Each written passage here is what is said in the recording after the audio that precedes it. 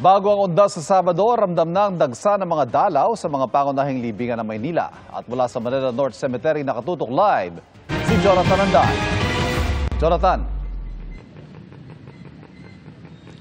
Ivan, mag-aalas 6 ng gabi, magsasara na itong Manila North Cemetery. Unti-unti na nagsisilabasan yung mga dumalo kanina. Pero kanina, dagsa po yung mga dumalo rito. Nasa 30,000 sa taya ng pamunuan ng Manila North Cemetery. Pero ang inaasahan talaga nila, aabot to ng 2 milyon hanggang sa November 2.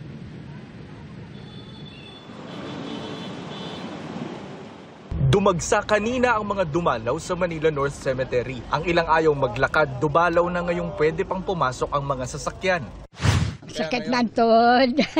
Mga November 1, dati na-try nyo na pumunta dito? Oo, na-try na namin. Kaya lang, ang hirap pumunta. Tapos ang layo ng nilalakad namin. From dun sa, malayo pa sa gate. Doon kami nagpa-park.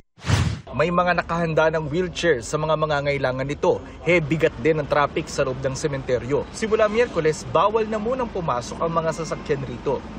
Nagulat kami kahapon, tsaka ngayon. Ang expect namin, mga 29 pa, masisimula ang datingan. Siguro inisip na rin nila na mas maaga, mas maganda. Last minute na rin ang paglilinis ng mga puntod na hanggang bukas na lang pwede. Nakakailang puntod po kayo? Siguro mga 10 ganyan. Sa Isang araw. Sa isang araw? Tapos 1.5? O sumugano, 10,000 sa isang araw? Ang pulat na gano'n na 1,000 eh. Kamukha na isang litsong ganyan, babayaan ka 500. Oh. Si Rufina nagtirik ng mga kandila sa puntod na walang lapida. Natabunan na kasi ng mga pinagpatong-patong na puntod ang libingan ng kanyang 17-day-old baby na pumanaw noong 2014. May nagalok raw na ilipat ito sa tinatawag na apartment pero tumanggi sila dahil may kontrata at bayad.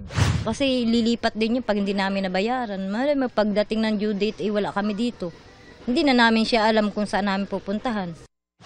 May website ang Manila North Cemetery para sa paghahanap sa mga puntod. Sa 1 milyong nakalibing dito, 400,000 na pangalan pa lang ang nasa website. Hanggang kanina tuloy-tuloy ang pag-encode ng mga impormasyon mula sa sira-sira at inaanay ng talaan ng mga patay. Nilagyan din ng air-conditioned units ang isang gusali ng kolumbaryo sa sementeryo. At dahil air-conditioned na itong kolumbaryo, bawal na pong magtirik ng kandila dito sa loob. Ang pwede na lang dito sa labas. Meron ditong candle stand kung saan pwede lang magtirik ng kandila yung mga tao. Kanina, sunod-sunod ang mga humahabol na maglibing lalo't hanggang sa Martes na lang muna ito pwede at bawal sa mismong undas. May nakunan din kaming nagpapatugtog ng loudspeaker sa ibabaw ng puntod.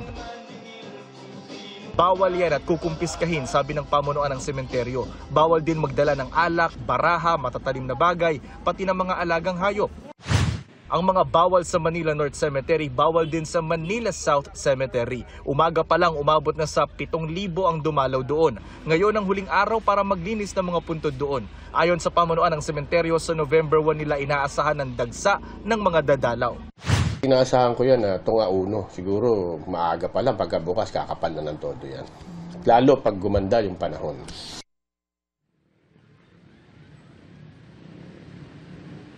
Abiso po sa mga motorista sa darating na Huwebes hanggang umaga ng Lunes ay isasara po sa daloy ng trapiko ang ilang bahagi ng Blumentritt, Dimasalang, Maseda at southbound lane ng Dimasalang Bridge at Aurora Boulevard sa paligid ng Manila North at Chinese Cemeteries.